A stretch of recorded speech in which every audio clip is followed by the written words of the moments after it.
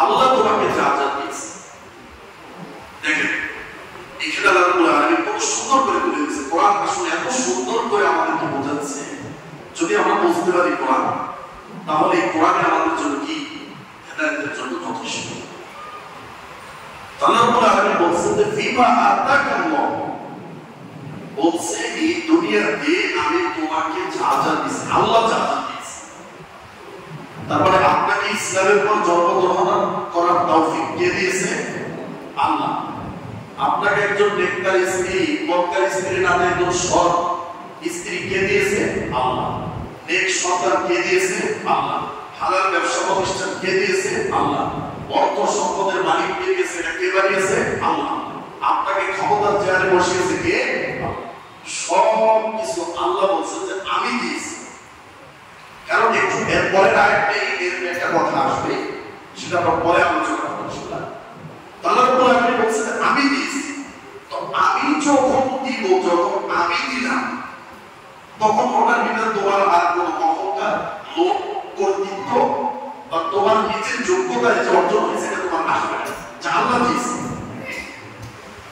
এজন্য আল্লাহ কোরআনে যেখানে দান করার কথা বলছে, আমি আশ্চর্য হয়ে আয়াতগুলো পড়ি, আনফিকু মিম্মা রাযাকনাকুম, আল্লাহ বলছেন যে তোমরা দান করো, এটা বলতে পারো, কিন্তু তিনি বলছেন কি যে আনফিকু মিম্মা রাযাকনাকুম, আমি তোমাদেরকে যে রিজিক দিয়েছি, যে অর্থ সম্পদ দিয়েছি, সেখান থেকে তুমি দান করো। তারপরে আমার পকেটের টাকাটা, ব্যাংকের টাকাটা, ব্যবসার টাকাটা কার? আল্লাহ। বলছেন আমি যেটা দিয়েছি, আমি সেখান থেকে তুমি দান করো। কারণ তুমি যেটা তোমার জন্য মনে করো যে তোমার টাকা আর তোমার পয়সা, তোমার ব্যাংক ব্যালেন্স, অর্থ সম্পদ, তাহলে তুমি দান করতে পারবে না। এই জন্য আমি বলছেন আমি দিয়েছি। তো পৃথিবীতে আল্লাহ রাব্বুল আলামিন বলছেন আমি তোমাকে কি কি দিয়েছি, তুমি জোর বুঝে চিন্তা করো। এখন আপনারা চিন্তা করেন যে আল্লাহ আপনাকে কি কি নিয়ামত দিয়েছে, কি কি নিয়ামত দিয়েছে। আল্লাহর নিয়ামত হাসানা, যেটা নিয়ামত, সেটা আপনি আল্লাহর নিয়ামত করে শেষ করতে পারবেন? কেন পারবেন না? কারণ আল্লাহ কোরআনেই বলে দিয়েছে ওয়া তাউদ্দু নি'মাতাল্লাহি লা তুহসুহা। তোমরা যদি পৃথিবীর সমস্ত টেকনোলজি, বিজ্ঞান, সমস্ত বিজ্ঞানী, আমেরিকা, নাসা সব মিলে, সারা পৃথিবীবাসী তোমরা মিলে আমার নিয়ামতকে অনুসন্ধান করে তোমরা একটা গণনা করবে, পৃথিবীর কোনো কম্পিউটার, কোনো সায়েন্স, কোনো টেকনোলজি, কোনো আবিষ্কার কেমন পর্যন্ত আবিষ্কার হবে না যেটা দিয়ে আল্লাহর নিয়ামতকে গুণে শেষ করতে হবে না। আল্লাহ জানেন।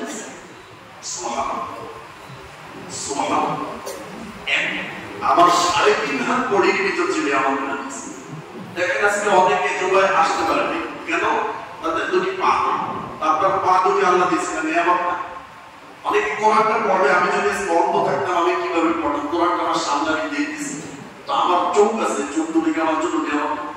আমি হাত দিয়ে কোরআনটা ধরতে পারতেছি, অনেকে দুইটা হাত নাই, হাত আল্লাহ দিয়ে তারপর পিঠে পাচ্ছে এক্সপ্লেন করছে যে হাত দুইটা আমার জন্য কি নিয়ামত না?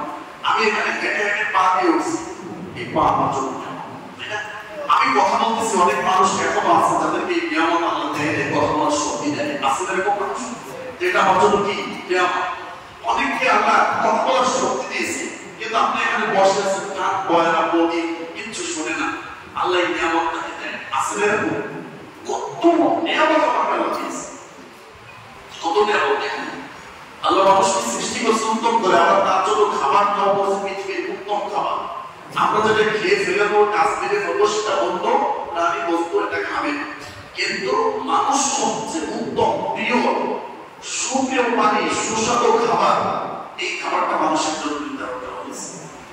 এই খাবারটা দেখেন আমি যখন গালে দিব, এখানে কত কিছু আবিষ্কার করতেছি। খাবারটাকে আমি চোখ দিয়ে তাকিয়ে দেখবো যে খাবারটা চলবে কি, বা এই খাবারটা কি খাবার, এটাকে নিষিদ্ধ নাকি আল্লাহ জায়েজ করছে নাকি?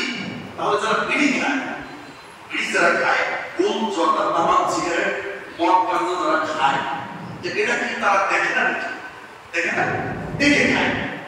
এটা জানে যে এটা কি আল্লাহ হারাম করেছে, তারপর আল্লাহ এটা খায়। বিশ্বাস করে যদি ওই জিনিসটা আল্লাহ যদি হালাল করত, ওই জিনিস যদি বিড়ি খাওয়া, সিগারেট খাওয়া, মদ খাওয়া, নেশা, এই সমস্ত বস্তু যদি আল্লাহ হারাম না করে যদি হালাল করত, তাহলে কোনো মানুষ কেন খায়?